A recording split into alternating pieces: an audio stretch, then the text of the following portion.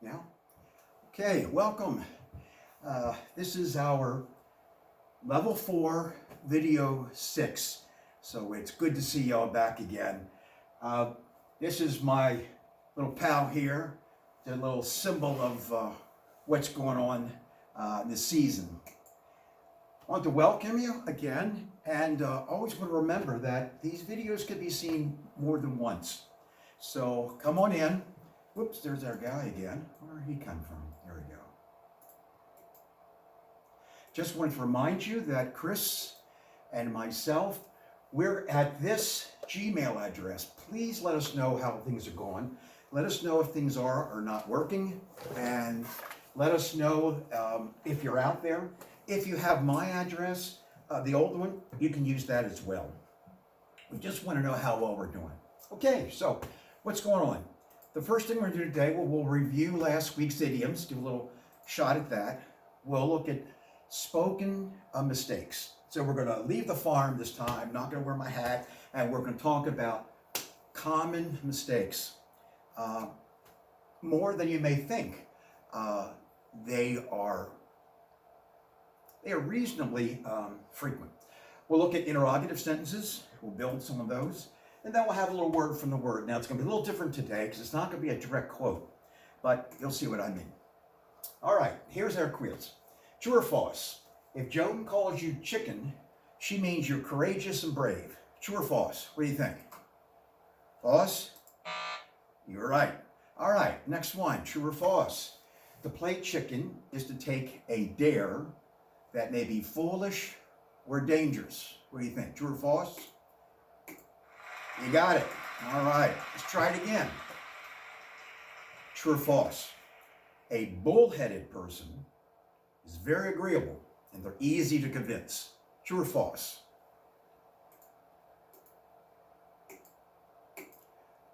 Sounds aren't there, and we went backwards. Let's just go back real quick to that. The point was, I'm not sure why that didn't go.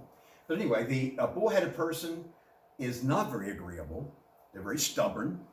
And to be bullish about something is to be very optimistic and really believe in something. Say if you're bullish on a stock, if you're investing. Okay, well, our sounds aren't there, but we got a couple. We'll keep working on those. Operator error. All right, we got our agenda. All right, and our little quiz. Oops. We'll get there eventually. There we go. These are our common mistakes. Now, I did use that eraser because you can always erase. Now, I didn't find a hat that I could wear, but we can always erase, and you can always change and correct your mistakes. So this will be my new pointer. By the way, I can write with these things. So we're going to look at the difference between other and another. And they sound a lot alike, but they're different. Now the hint is on another, there's the A, or it might be and if there is another vowel there, it means one. And that's sort of a tip-off when you see that word. So, a boy or an apple. See, there's their and in this case because we have two A's, so we have to put a consonant in there. That's one. Note that the first letter, I want another sandwich. I want another sandwich. So again, the A gives you an indication that it's just one sandwich that they want. So the point is usually it refers to singular things. Another drink, another dessert, for me another dessert, another dessert, and another dessert. Okay, other and another, let's look at a couple of more things. Now look at the word other. Notice it doesn't have the A instead in front of it, so it's like the other coat. Not this coat, but the other coat, a different coat. And it often refers to plurals. Like you might say, I need others to help me. So other and another. Now the thing about other and another is, just think of that. Other is going to be something that's different. Another is a singular thing, usually. But what about make and do? Hear this a lot. Someone said to me, is this correct, teacher? I'm sorry, let me say it again. Is this correct? Someone said to me, teacher, I make my homework. I make my homework. Well, they are certainly making it in the sense that they're constructing it, putting it together, but is that the correct word? Well, no. You do your homework. Why? Well, did you check your work? Did you finish your homework? Did you turn in your work? I said did, not may. Oh, I should probably say that I'm getting a lot of this from this vid, which I'll talk to you later about. There's a guy named James, so I got to take my hat off to him. He has a way of putting a lot of these together, so I want to give him credit for my getting these ideas from him. So, do is usually for actions, and it's an auxiliary verb, which you don't have to worry about right now, but it's often used for emphasis. So let's do a couple examples. After dinner, sorry, that's supposed to be a sort of a pointer. It's getting in the way. After dinner, I'm going to, oops, sorry about that. Try it again. After dinner, I'm going to do the dishes. I'm not sure if you're familiar with the term, I do the dishes. That means I'm going to wash the dishes, or wash the dishes if you're from Baltimore. So after dinner, I'm going to do the dishes. I'm not going to make them, I'm going to do them. I'll do my homework by 8 o'clock so I can watch the movie. You see that it's this particular action of doing something. And Susie said, if a boy can do it, a girl can do it better. Now, if there's any guys out there, most of my examples are always with females, so let me know, guys, so I can include you in some of this stuff.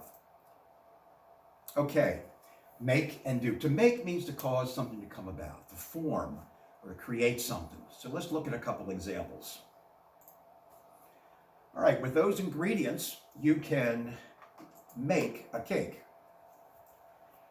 Or, did you make the reservations for us? And if you work hard, you will make money, hopefully. Anyway, make and do, two very common mistakes. Now here's one that you really run into a lot. It's equal and fair. And it can get controversial. But equal generally means of the same measure, of the same quantity, or the same number. So, I have an apple sliced right in half, and there's two equal parts. Or in this case, there's two equal teams. You can see there's two guys, actually there's, two guys, and there's two gals. And the tension indicates it's kind of an even amount. They're equal teams. But you will probably know it's probably going to be more like this. Only needs one hand. Well, maybe two hands. So what's fair mean? If equal means two things about the same, does fair mean the same thing? Not necessarily. Let me ask you a question. Is this fair? You've been waiting for 4 hours to see a concert. You have one ticket. There's one ticket only, and it's the last ticket. Now, a bully comes up. We talked about bullies last week. A bully comes up, takes that last ticket, and you don't get to see the concert. Is that fair? What do you think? Well, let's see. Is this fair? We would say no, wouldn't we? We'd say no. But someone who doesn't have values that are fairness would say, I'm bigger, I'm tougher, I'm stronger, I can do it. But we would say fairness would say that's wrong. All right, how about this one? Mary worked for 2 hours and was paid $20. Bill did the same job for the same amount of time, but he was paid $40. Now, was that fair? Now, we would say no. In fact, there's a law out, equal pay for work of equal value. So that would be wrong. That is not fair. Well, all right. Now, fair tends to be, want to be impartial, to be honest. You don't want to be biased, to be free from prejudice. did this already, didn't we? I must have double slide. All right. So fair means to be impartial.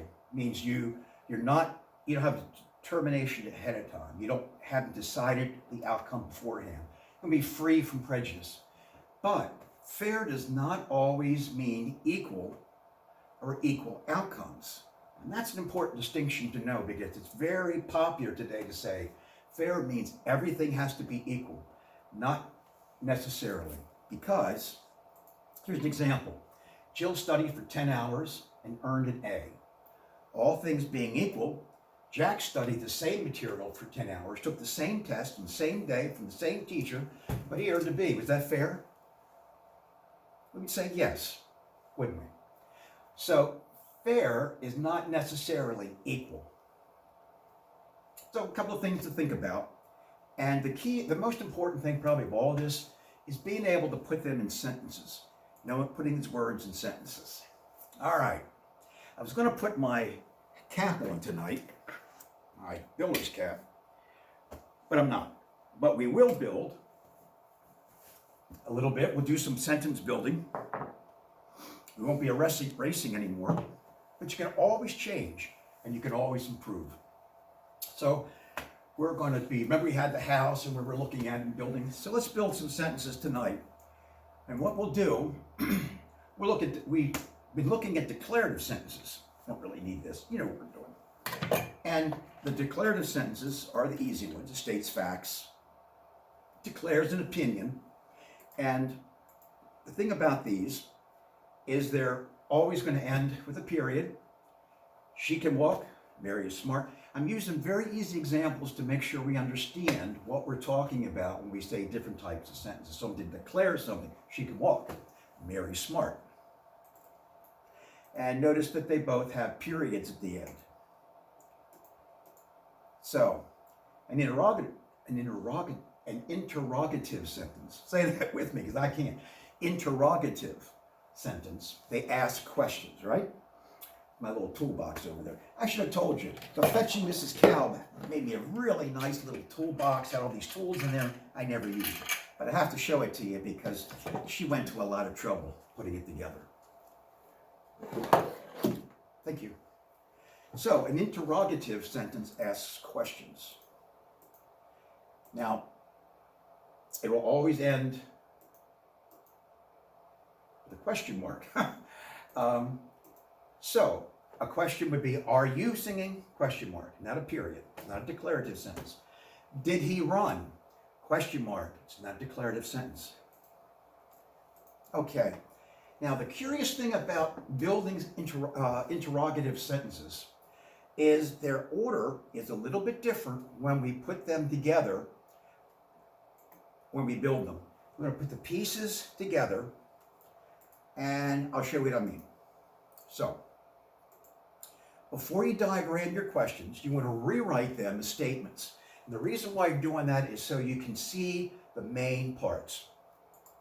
So, Katie, is Katya singing? Question, Katya is singing. So we're going to make it into a declarative sentence for the moment. Did James run? Question mark. James did run, and that would be a declarative sentence. All right, let's just analyze them a little bit. These little lines there just meant you want to always remember that those are the subjects. And I'm not sure why this is getting kind of hinky here, but anyway, you know what we're trying to do. Let me go back here and just jump up a slide or two so we don't have to do them over again. All right.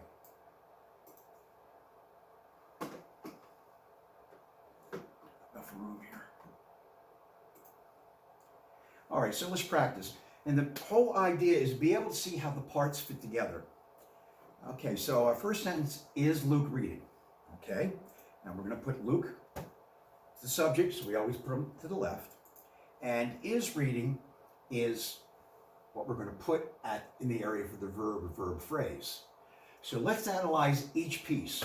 Luke is reading is, that arrow just reminds you to want to leave the capitalized word there. It's a sentence, but what type of sentence? It's a statement, right? So Luke is the subject about whom it is about. Is reading is what? Verb phrase, and what the subject is doing. It's telling us to know what's all the stuff going on in a sentence. So is the helping verb, which we talked about last week, and it helps the main verb. Reading is the main verb, and it shows what the subject's doing. I won't go through all of these for our next one. We'll just go through it quickly. Can alligators smile? Well, alligators be our subject, can smile. So, alligators can smile, that's our statement. Alligators is what? Our subject. Can smile is our verb phrase. Can is our helping verb. And smile is our main verb. So as we begin building these out, and I know we only have, with me, one more. Chris has a seventh one. I'll do the eighth one. But as we build these out, and I'm hoping we can get together and continue to work on these things, you'll see how more complex sentences all fit together. So don't get too bummed out if this stuff seems too easy. This slide has nothing to do with what we're doing. I just like the idea of pumpkins with eyes in them. All right, here we come to the end. I want you to ask you a question. Why is October the 31st one of my favorite days? What do you think? Well, it's not Halloween. On the 31st of October, 1517, a monk changed Christianity forever.